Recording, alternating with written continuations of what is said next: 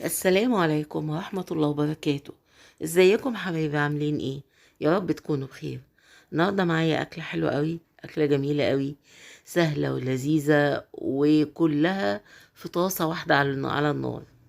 لا هنستخدم مواعين كتير ولا فيها حاجات كتير، ولا هتاخد وقت. أكلة حلوة قوي ومش هتاخد وقت معاكم نهائي. يا ريت لو عجبتكم ما تنسونيش في اللايك والشير وكومنت حلو منكم، بيفرحني وبيسعدني. نشوف الأكلة بتاعتنا. إيه، معايا طاسة فيها قطعة زبدة مع معلقتين زيت أو سمنة بس أو زيت بس زي ما انتوا عايزين، أي مادة دهنية. انا نقعت الفراخ في محلول نقع كويس قوي، ونضفتها طبعا كويس جدا. شلت الجلد عشان احنا ما بنحبش الجلد، لو عايزين تسيبوه بجلدها عادي جدا. انا قطعت القطعة 2، عايزين تسيبوه كل قطعة على بعضها اللي يريحكم.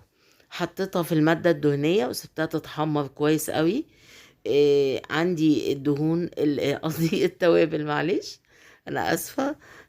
عندي التوابل بتاعتي: ملح، فلفل، 7 بهارات، كركم، كاري، بصل بودر، توم بودر، قرفة، قرنفل، آه وورق لورا، وليمون مجفف، وقرفة خشب. القرفة الخشب مش عندكم ممكن نحط بودر عادي. انا حطيت ورق اللورا والحبهان والقرنفل مطحون عشان الولاد بيقعدوا يدوروا عليه في الاكل وبتاع وبيضايقهم. الفراخ شايفين اتحمرت ازاي؟ تقريبا دخلت في السوا يعني. اتحمرت كويس قوي علشان احنا كله في طاسة واحدة. مش هندخل الفرن. حطيت التوابل بتاعتي، هاخدها تقليبة مع الفراخ، وبعدين هنزل عليها بالمية المغلية على قد كمية الرز اللي هستخدمه. انا هستخدم رز بسمتي، عايزين تستخدموا رز عادي مفيش مشكلة، بس كل حاجة حسب كمية المية بتاعتها.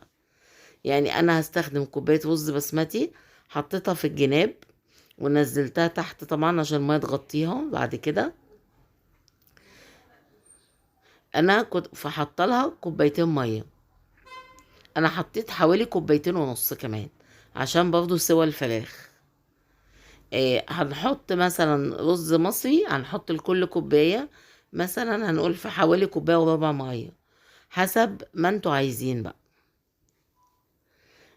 بس واغطي عليها بغطا. انا حطيت فويل الاول عشان اكتم الحرارة خالص، وغطاها وسبتها مع نفسها بقى.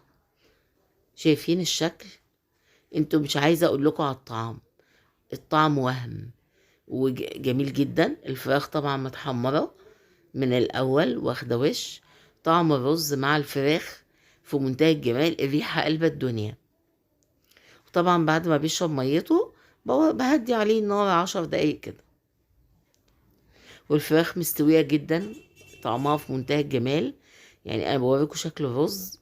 الرز شكل وطعم هو مش باين دلوقتي، بس يعني مش عايزه اقول لكم على طعمه عامل ازاي.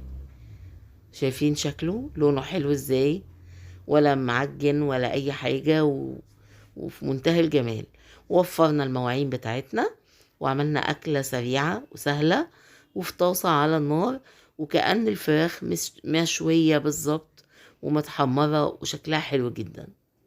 يا ريت أكلتي تكون عجبتكم وجربوها، ولو عجبتكم ما تنسوناش في اللايك والشير وكومنت حلو منكم، بيفرحني وبيسعدني. والسلام عليكم ورحمة الله وبركاته.